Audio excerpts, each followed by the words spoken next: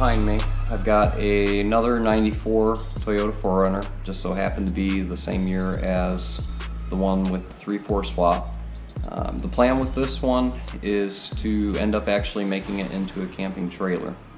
Some of the things that we noticed on our last camping trip was the lack of space, as well as how long it takes us to set up and get our tent down and packed up and ready to go again. There was another camping spot that I really wanted to stay at on our last camping trip, but unfortunately it would have taken too long the day before to get our camp taken down, plus put it back up, and then have to take it down again, versus if we roll up with just a trailer, everything is already loaded up.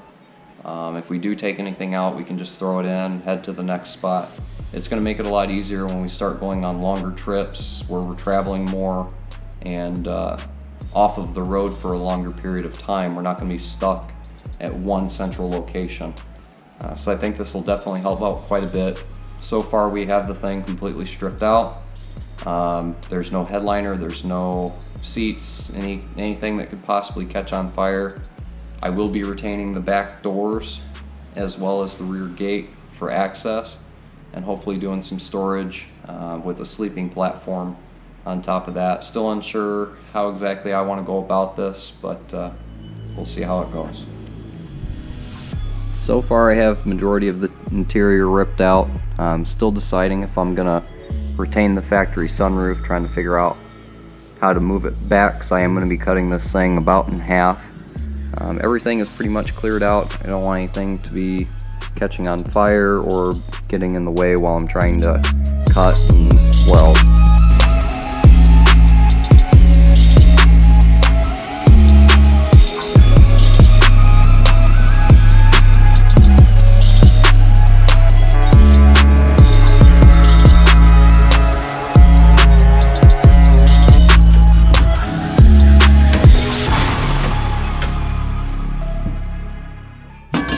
So I did end up deciding that I'm gonna go ahead and try and retain the factory sunroof in this camper. It's gonna be a little bit of work. As you can see here, I've got spot welds drilled out. This inner skin here is kind of flapping around. I made a cut here, as well as drill out spot welds here. This piece here, once this is moved back, is actually going to cut, tuck right into here, so that I can re-weld these spot welds here and there. Now on the outside,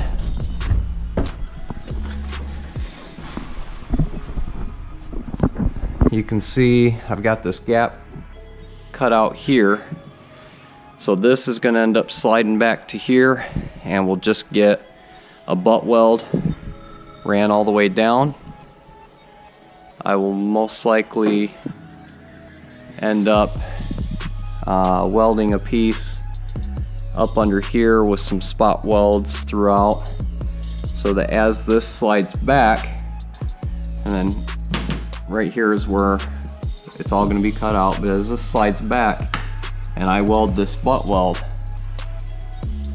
I'll have a nice good spot to butt weld, and I'll have a backer on it so that it's a little bit stronger. But with this inner skin in here and retaining those factory spot welds, it should be pretty tough. I'm not sure exactly what I'm going to do with the front just yet, if I'm going to keep this curve. I will be taking the windshield out. I may end up keeping this curve in here and then running sheet metal down at a curve to try and deflect some wind. But we'll see. It's all a learning process. I'm not really going into this with any sort of plan of attack, just doing it as I go and getting ideas as I go as well.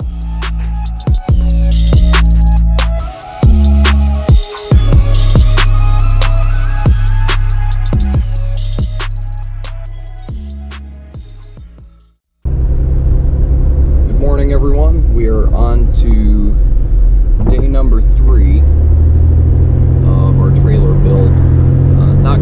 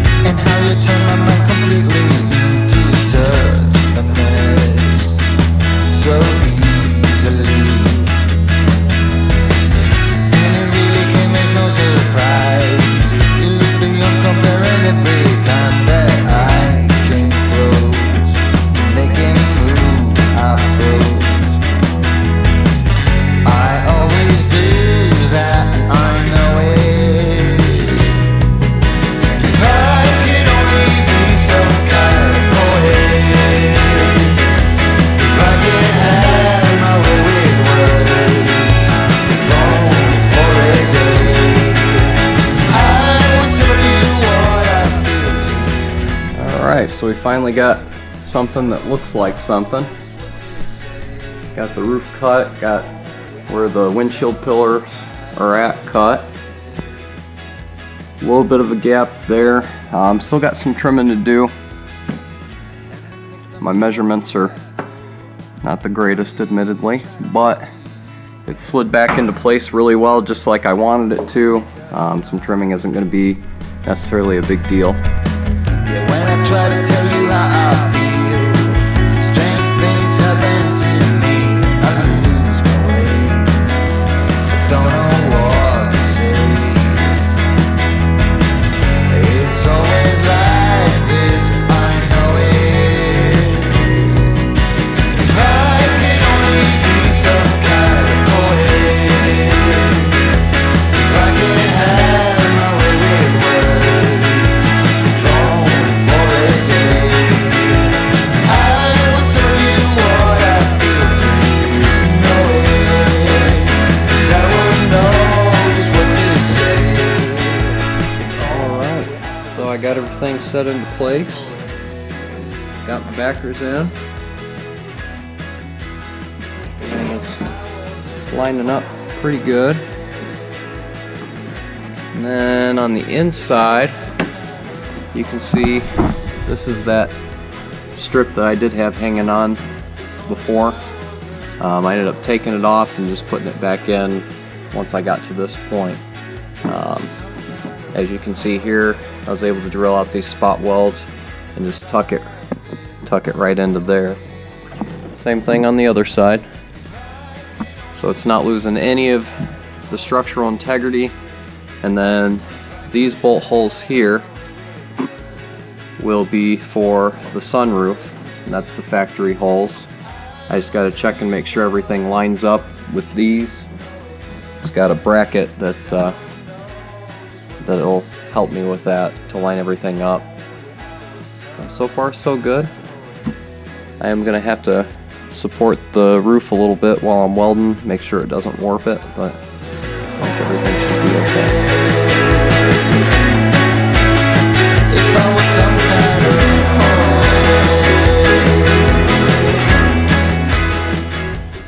Well, I think this is where we're going to wrap up this episode. Thanks for tuning in. I appreciate it. Hopefully you enjoy what we've done so far. Don't forget to subscribe, like, and comment. Tell me what you think.